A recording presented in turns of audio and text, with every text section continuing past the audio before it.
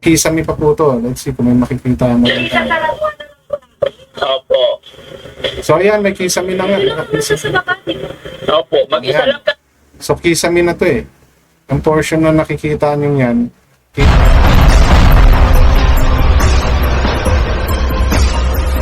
nakakatawa naman talaga itong mga ginagawa ni Daddy Frankie sa kanyang tinutulungan. No? Nung nakaraang araw lang sa live nila, pinag-usapan nila yung pagtulong kay Nanay Chedeng.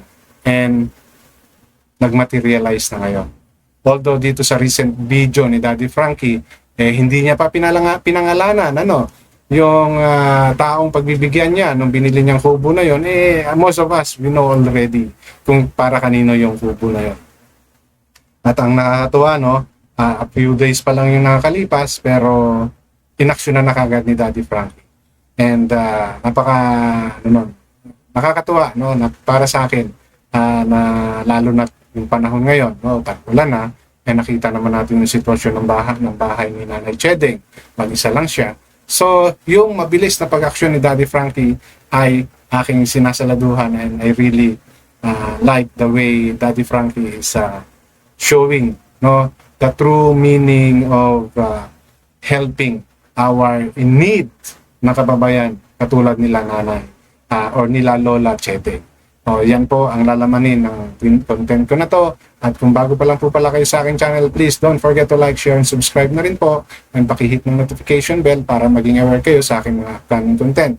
Any comment, suggestion, recommendation, leave it on our comment section. Issue lang po tayo, walang personalan. At lagi po kayo mag-fact check para hindi po kayo mapagsabihang fake news. Okay? So, ito nga po, nakakatuwa at may resulta na, yung naging live stream ni Daddy Frankie kay Nanay Lola Chedeng, kay Tatay Rudolph at kay Laika. Ang akin po talagang inabangan doon is yung plano kay Nanay Chedeng. Kasi nakakatuwa po si Nanay Chedeng. Kung mapapanood niyo po yung mga video ni Daddy Frankie about kay Nanay Chedeng, kay Lola Chedeng, despite of ganong sitwasyon niya sa buhay, mag-isa siya, he's doing everything nang siya lang, nanduroon pa rin po yung positive outlook sa buhay at napaka-jolly niya. Nakakatuwa po siya doon sa mga interview sa kanya. And mga maliliit na bagay lang yung inihiling niya. But now, since the situation is kakaiba na ngayon, tag-ulan, nakita naman natin, and minsan ang umulan, at nakita ninyo yung sitwasyon ng buhay ni Nanay Chedeng. So, nung napag-usapan,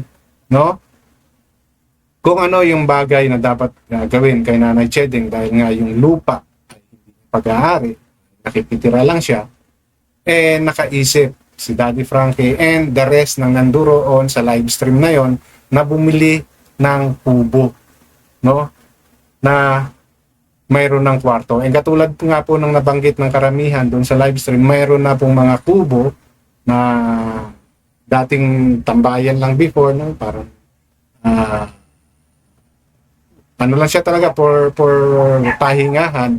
Ngayon meron na pong gumagawa na para na talaga siya bahay, na may sariling kwarto. At allow me to share that portion of the video nung chinek ni Daddy Frankie yung gusto niyang kuning kubo para kay Nanay Chedeng. So ito po yung pumunta na po sila doon dito rin sila bumili dati nung para kay Lolo Calix, dito sa sa nagbebenta na to. And nakita, pinasok nila yung kubo to look around to check if okay ba siya. And it seems maganda yung kubo. Dapat meron. Pwede pumasok. Ayan. Oo. So, mo, ang kagandahan nito, talagang kwarto siya. May separate door. Diba? Mayroon din siyang para maliit na sala-sala. Ang lang rito, hindi ata pwedeng magluto. Kung magluluto dito sa labas, hindi pwede dun sa loob ng kwarto. Bali, double deck pang lumalabas yan.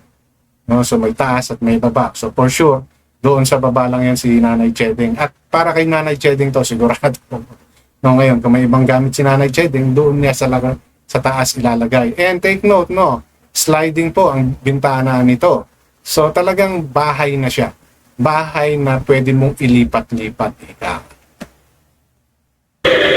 Dito na ikakapit ang TV, no? Dito. Biro Pwede naman. isa rin kasi sa request ni Nanay Chedeng nga pala yun, yung TV. No, alam ko yun yung huling request niya, yung TV. Hindi itong ganito kasi ang gusto nga lang ni Nanay Chedeng ay bilhan siya ng yero at ipatong na lang doon sa bubong niya, which is very dangerous na kasi mukhang malubay na, no? Marupok na yung mga kahoy ng bahay ni Nanay Chedeng. So, yero lang yung hiniling niya pero mukhang yun ang bibigay ni Daddy Frankie ay itong kuko with television pa, di ba? Kaya ito mga kababayan. May lalagyan naman ng aircon. May lagayan din ng aircon. Ay, wag na yung aircon. So, ang dami palang bintana, no? Bali, dalawa. Yung isang nakikita nyo, yung isa dito sa gilid at meron pang sa taas. So, okay talaga siya. At may lalagyanan pa ng aircon pero magiging bintana na rin yan ni Nanay Chedeng. So, maganda to. Maganda tong bahay kubo na to na bibilhin ni Daddy Frankie para kay Nanay Chedeng.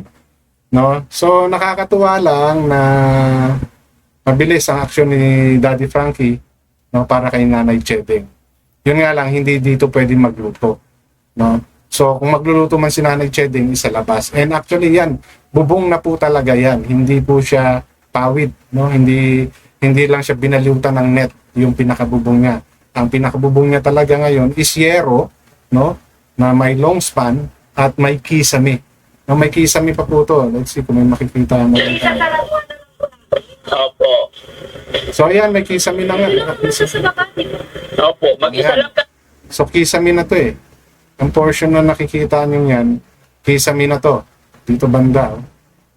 Yung taas ng mga sunod na higaan, may kisame na. So hindi na siya masyadong mainit.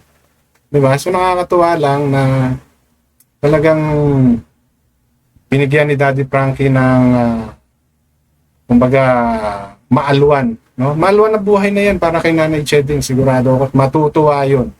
No? So ibibigay na to ni Daddy Frankie. And this one is worth 55. So para makukuha nila ng 50. No? So for sure, no? So shoulder ni Daddy Frankie yan. I'm not sure kung may nag-sponsor na. No? So, but sigurado mayroong magbibigay dyan. No? Kung sakasakali man na may mag-sponsor pa kay Nanay Chedeng, kay Lola Chedeng, yun malamang yung pambibili niya ng TV. No? Itong pangbayad ng kubo na to, most probably, no? Tingin ko lang, baka i-shoulder ni Daddy Frankie. I'm not too sure kung talaga i-shoulder na. No? Pero kasi yun yung gusto niyang ibigay na tulong. So mostly baka shoulderin niya. And kung sakaling may ibigay man kay Nanay Chedeng, yun na yung TV and the rest ng pwedeng gamitin ni Nanay Chedeng sa bahay na yan. No, maaaring electric fan. Ha? So, yung mga gamit pang bahay. No, malamang ganun yung. And baka i-modify nila ng konti yan para may mapaglutuan si Nanay Chedeng. Pero ang pinaka-purpose na siya ay magkaroon ng bahay na maayos na hindi siya mababasa ay mabibigay na ni Daddy Frankie. And yun po ay galing sa kanyang revenue. No? Ang revenue na pinagtulong-tulungan ng mga viewers sa pamamagitan ng panonood ng mga content ni Daddy Frankie, yung hindi po pag-skip na. So, sa ganito pong bagay, yes, si Daddy Frankie ang nag-initiate, pero tinulungan po natin, mga viewers, no? Of course, the sponsor, para maibigay itong ganitong buhay, no, sa mga beneficiary ng Daddy Frankie. Okay? And napakalinaw naman po yan na sinasabi ni Daddy Frankie na lahat ng kanyang itinutulong sa kanyang mga beneficiary ay galing sa kanyang revenue. Diba? And of course, yung mga pasahod sa kanyang mga kasama dyan sa revenue niya rin So kung kumita man si Daddy Frankie, normal yon kasi pinagtrabahoan nila. At kung ginamit man nila yung sitwasyon ng mga tao kanilang tinutulungan, hindi naman po sa maruming paraan. Di ba? Itinulong din po ito. Okay, so yun lang po yung gusto kong i-share sa content ko na to, and lagi po tayo mag-fact check para hindi po tayo mapagsabihan fake news. Hanggang dito lamang, maraming salamat.